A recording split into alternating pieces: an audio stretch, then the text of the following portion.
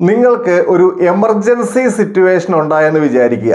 ഒരു 7 ലക്ഷം രൂപ അത്യാവശ്യമായിട്ട് വേണം, വളരെ പെട്ടെന്ന് വേണം. നിങ്ങളുടെ കയ്യിൽ പണം ഉണ്ടോ എന്ന് ചോദിച്ചു കഴിഞ്ഞാൽ പണം ഉണ്ട്. 10 ലക്ഷം രൂപയുണ്ട്. അത് ബാങ്കിൽ ഫിക്സഡ് ഡെപ്പോസിറ്റ് ആയിട്ട് ഇട്ടിരിക്കുകയാണ്. 3 ഇയറിലേക്കുള്ള FD ആയിട്ടാണ് ഇട്ടിരിക്കുന്നത്. 8% പലിശയുള്ള സ്കീമിലാണ് ഇട്ടിരിക്കുന്നത്. ഇവിടെ നിങ്ങളുടെ മുമ്പിലുള്ള 2 ഓപ്ഷൻസ് ഇതാണ്. ഒന്ന്, ആ FD കാലാവധി ആയിട്ടൊന്നുമില്ല, അത് പൊട്ടിക്കുക, ആവശ്യമുള്ള പണം കണ്ടെത്തുക. രണ്ടാമത്തെ ഓപ്ഷൻ ഇതാണ്, FD പൊട്ടിക്കുന്നില്ല, പകരം ആ FDയിൽ നിന്ന് നമുക്ക് ആവശ്യമുള്ള 7 ലക്ഷം രൂപ ലോണായിട്ട് എടുക്കുന്നു. നമുക്ക് ഒന്നാമത്തെ കേസ് നോക്കാം. ഫിക്സഡ് ഡെപ്പോസിറ്റ് കാലാവധി ആകുന്നതിന് മുമ്പ് പൊട്ടിക്കുന്നു.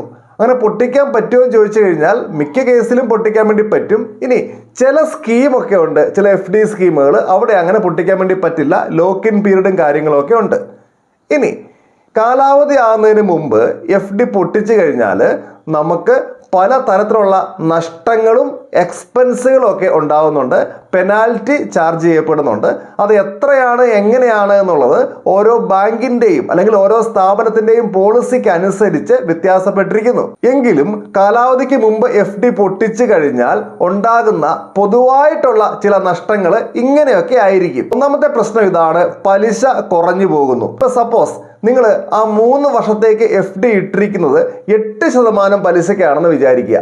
1 വർഷം ആയപ്പോഴാണ് നിങ്ങൾക്ക് ഈ ഒരു അത്യാവശ്യം വന്നത്. അപ്പം പിൻവലിക്കാൻ വേണ്ടി ചെല്ലുമ്പോൾ നിങ്ങളിപ്പോൾ 1 വർഷം കഴിഞ്ഞല്ലോ.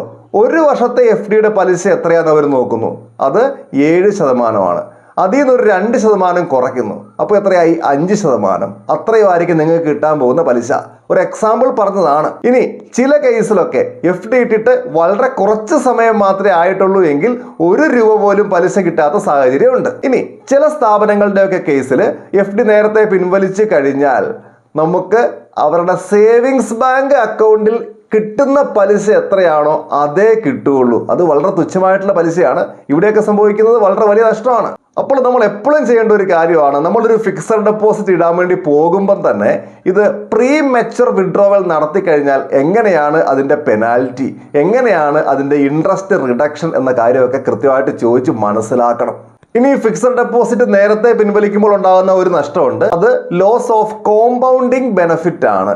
പല ഫിക്സഡ് ഡെപ്പോസിറ്റ് സ്കീമുകളിലും 3 മാസം കൂടുമ്പോൾ അല്ലെങ്കിൽ 1.5 മാസം കൂടുമ്പോഴൊക്കെ കോമ്പൗണ്ടിങ് രീതിയിൽ പലിശ കണക്ക് കൂട്ടുന്ന, എന്ന് പറഞ്ഞാൽ പലിശയ്ക്ക് മേൽ പലിശ കണക്കാക്കുന്ന സംവിധാനമൊക്കെ ഉണ്ട്. എല്ലാവർക്കും ഉണ്ടെന്നല്ല, അങ്ങനെ ഉള്ള സ്കീമുകളൊക്കെ ഉണ്ട്. അത്തരം കേസിലൊക്കെ നമുക്ക് ആ ഒരു ബെനിഫിറ്റ് ഒക്കെ നഷ്ടപ്പെട്ടു പോകുന്നുണ്ട്. ഇനി മൂന്നാമത്തെ പ്രശ്നം ഇതാണ്, നമ്മൾ ആ FD ഇട്ടിരിക്കുന്നത് നമ്മുടെ ഏതെങ്കിലും ഒരു ഗോൾ അച്ചീവ് ചെയ്യുന്നതിന് വേണ്ടിയുള്ള 2 ഇയറിന് ശേഷം അല്ലെങ്കിൽ 3 ഇയറിന് ശേഷമുള്ള എന്തോ ഒരു ആവശ്യത്തിന് വേണ്ടിയുള്ള പണം കണ്ടെത്താൻ വേണ്ടിയായിരിക്കും അല്ലേ. അപ്പോൾ ആ ഒരു ഗോൾ ഇനി അച്ചീവ് ചെയ്യാൻ വേണ്ടി നമുക്ക് സാധിക്കാതെ വരും. എന്ത് ചെയ്ത് കഴിഞ്ഞാൽ? FD പിൻവലിച്ചു കഴിഞ്ഞാൽ. എന്ന് പറഞ്ഞു കഴിഞ്ഞാൽ നമ്മൾ ഉദ്ദേശിച്ച എമൗണ്ട് കിട്ടത്തില്ല ആ ഒരു സമയത്ത്. ഇനി വേറൊരു കേസ് കൂടെ പറയാം. നമ്മളിപ്പോൾ FD കട്ട് ചെയ്ത് ആവശ്യമുള്ള പൈസ എടുത്തു. 2-3 മാസം കഴിയുമ്പോൾ ഈ പൈസ തിരിച്ചു വരുമ്പോൾ അങ്ങോട്ട് FD ഇട്ടേക്കാന്ന് വിചാരിച്ചു കഴിഞ്ഞാൽ ചിലപ്പോൾ നമുക്ക് അന്നേരം കുറഞ്ഞ പലിശയെ കിട്ടുകയുള്ളൂ. എന്ന് പറഞ്ഞു കഴിഞ്ഞാൽ നമ്മൾ ഇപ്പം കിടക്കുന്ന FDക്ക് 8% പലിശയുണ്ട്. പക്ഷെ ഇനി ഇടുമ്പോൾ ചിലപ്പോൾ എത്രയാണ്? 7 അല്ലെങ്കിൽ 6.5 കിട്ടിയുള്ളൂ എന്ന് വരാം. തിരിച്ച് സംഭവിക്കാനുള്ള സാധ്യത ഉണ്ട് കേട്ടോ. ഇനി മറ്റൊരു പ്രശ്നം ഇതാണ്, പല ആളുകളും അവരുടെ എമർജൻസി ഫണ്ടാണ് ഇങ്ങനെ FDയിലൊക്കെ സൂക്ഷിച്ചിരിക്കുക. അപ്പോൾ FD അങ്ങനെ പൊട്ടിച്ചെടുക്കുമ്പോൾ എന്താണ്? എമർജൻസി ഫണ്ട് ഇല്ലാതാകുന്നു അല്ലെങ്കിൽ കുറഞ്ഞു പോകുന്നു എന്നൊരു പ്രശ്നം കൂടിയുണ്ട്. മറ്റൊരു വിഷയം എന്നാന്ന് ചോദിച്ചു കഴിഞ്ഞാൽ, കുറെ ആൾക്കാരെങ്കിലും ഫിക്സഡ് ഡെപ്പോസിറ്റിൽ നിന്നുള്ള പലിശ മാസം മാസം പിൻവലിച്ച് അതൊരു വരുമാനമായി ഉപയോഗിച്ച് എക്സ്പെൻസ് ഒക്കെ മീറ്റ് ചെയ്ത് ഇങ്ങനെ പോകുന്നുണ്ട്. അത്തരക്കാരെ FD പൊട്ടിച്ചു കഴിഞ്ഞാൽ ആ ഒരു ഇൻകം ഇല്ലാതായി പോകുന്നു അല്ലെങ്കിൽ കുറഞ്ഞു പോകുന്നു എന്നൊരു വിഷയമുണ്ട്. ഇനി രണ്ടാമത്തെ കേസ് നോക്കാം. നമുക്ക് ആവശ്യമുള്ള ആ 7 ലക്ഷം രൂപ വേണമെങ്കിൽ എന്ത് ചെയ്യാം? ഫിക്സഡ് ഡെപ്പോസിറ്റിൽ നിന്ന് ലോൺ ആയിട്ട് എടുക്കാം. മിക്ക ബാങ്കുകളും മിക്ക സ്ഥാപനങ്ങളും ഈ ഒരു ഫെസിലിറ്റി കൊടുക്കുന്നുണ്ട്. എന്ന് പറഞ്ഞു കഴിഞ്ഞാൽ നമുക്ക് എത്രയാണോ ഫിക്സഡ് ഡെപ്പോസിറ്റ് ഉള്ളത് അതിൻ്റെ 70% മുതൽ 90% വരെയൊക്കെ ലോൺ ആയിട്ട് എടുക്കാൻ വേണ്ടി പറ്റും. ഈ ലോണിന് പലിശയുണ്ട്, പക്ഷെ ഫലത്തിൽ ഇതിന്റെ പലിശ 1% അല്ലെങ്കിൽ 2% ഒക്കെ ആകുന്നുള്ളൂ. അതായത് നിങ്ങൾക്ക് 10 ലക്ഷം രൂപയുടെ FD ആണല്ലോ ഉള്ളത്, നിങ്ങൾ 3 ഇയറിലെ സ്കീമിലാണ് ഇട്ടിരിക്കുന്നത്, 8% പലിശ. നിങ്ങൾക്ക് വേണമെങ്കിൽ നിങ്ങൾക്ക് അത്യാവശ്യമുള്ള ആ 7 ലക്ഷം രൂപ ഈ FDയിൽ നിന്ന് ലോൺ ആയിട്ട് എടുക്കാം. അതിന്റെ പലിശ എത്ര വരുമെന്ന് പറയാൻ വേണ്ടി പറ്റുമോ? അതായത് നിങ്ങൾക്ക് ഇപ്പോൾ എത്രയാ പലിശ കിട്ടുന്നേ? 8% അല്ലേ? അതിനേക്കാൾ 1% അല്ലെങ്കിൽ 2% കൂടുതൽ എന്ന് പറഞ്ഞു കഴിഞ്ഞാൽ 9% പലിശ അല്ലെങ്കിൽ 10% പലിശ. ഫലത്തിൽ എത്ര ഇവിടെ അധികം ഉള്ളത്? 1 അല്ലെങ്കിൽ 2%. ഇങ്ങനത്തെ ഫിക്സഡ് ഡെപ്പോസിറ്റ് ലോണിന് ചില പ്രത്യേകതകളൊക്കെ ഉണ്ട്. ഒന്നാമത്തെ സംഗതി ഇതാണ്, ക്വിക്ക് പ്രോസസ്സിംഗ് ആണ്. വളരെ പെട്ടെന്ന് ഈ ലോൺ എടുക്കാൻ വേണ്ടി പറ്റും. ഒരുപാട് പേപ്പർ വർക്ക്, ഫോർമാലിറ്റീസ് അങ്ങനെ ഒന്നുമില്ല. നമ്മൾ ബാങ്കിൽ നിന്ന് പണം വിഡ്രോ ചെയ്യുന്ന പോലെ തന്നെ സ്പീഡിൽ ഈ ലോൺ പാസ്സാക്കാൻ വേണ്ടി പറ്റും. രണ്ടാമത്തെ സംഗതി, നമ്മുടെ ഫിക്സഡ് ഡെപ്പോസിറ്റ് അവിടെ ആക്റ്റീവ് ആയിട്ട് നിൽക്കും എന്നുള്ളതാണ്. നിങ്ങളുടെ FD 10 lakh അവിടെ ഉണ്ട്, അതിൽ നിന്ന് പലിശയും കിട്ടുന്നുണ്ട്.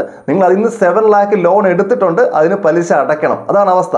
FD ആക്റ്റീവ് ആയിട്ട് അവിടെ നിൽക്കുന്നു. മറ്റൊരു പ്രത്യേകത ഇതാണ്, കമ്പാരിറ്റീവ്ലി ഫിക്സഡ് ഡെപ്പോസിറ്റ് ലോണുകൾക്ക് പലിശ കുറവാണ്. FDക്ക് എത്രയാണോ പലിശ കിട്ടുന്നത് അതിനേക്കാൾ 1% അല്ലെങ്കിൽ 2% കൂടുതൽ എന്ന രീതിയിലാണ് പലിശ കണക്കാക്കുന്നത്. അപ്പം പല ലോണുകളുമായിട്ടും കമ്പയർ ചെയ്യുമ്പോൾ ഈ ഒരു റേറ്റ് കുറവാണ്. പിന്നെ വേറൊരു സംഗതി, ഈ ലോൺ കിട്ടാൻ വേണ്ടിയിട്ട് നമുക്ക് സിബിൽ സ്കോർ മറ്റു കാര്യങ്ങൾ ഒന്നും ചെക്ക് ചെയ്യുന്നില്ല. നമുക്ക് FD ഉണ്ട് എങ്കിൽ ഈ ലോൺ കിട്ടും, വളരെ പെട്ടെന്ന് കിട്ടുകയും ചെയ്യും. അപ്പോൾ നിങ്ങൾ എന്താണ് ചെയ്യേണ്ടത്? 10 ലക്ഷം ബാങ്കിൽ FD ആയിട്ട് കിടപ്പുണ്ട്, 7 lakhന്റെ ആവശ്യം ഇപ്പോൾ വന്നു. FD പൊട്ടിക്കണോ അതോ FDയിൽ നിന്ന് ലോൺ എടുക്കണോ? നിങ്ങൾക്ക് വേണ്ടത് ചെറിയ ഒരു തുകയാണ്, അതുപോലെ തന്നെ താൽക്കാലിക ആവശ്യമാണിത് എന്ന് പറഞ്ഞു കഴിഞ്ഞാൽ അധികം വൈകാതെ തന്നെ ഈ തുക തിരിച്ചു വരും. അതാണ് സാഹചര്യമെങ്കിൽ ഈ FDയിൽ നിന്ന് ലോൺ എടുക്കുന്നതാണ് നല്ലത്.